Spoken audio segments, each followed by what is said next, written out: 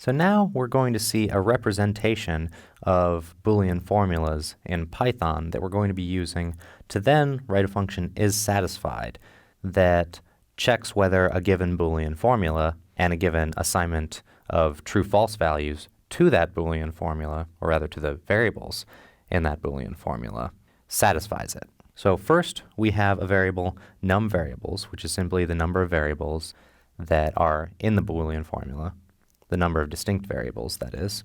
The Boolean formula itself is represented as a list of lists where each inner list is a clause.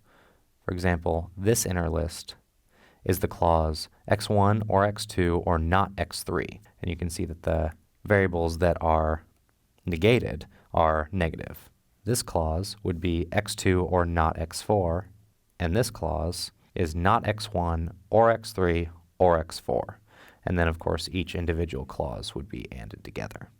Assignment is a list of, well, true-false assignments to the individual variables. Note that assignment has one more element in it than the number of variables.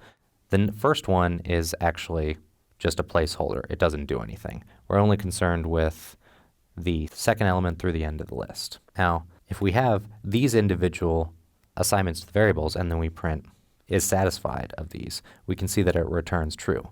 This is a satisfied Boolean formula, or rather this Boolean formula is satisfied by this assignment, where x1 is true, x2 is true, x3 is true, and x4 is true. And if you run through this and check, you'll see that that is in fact the case.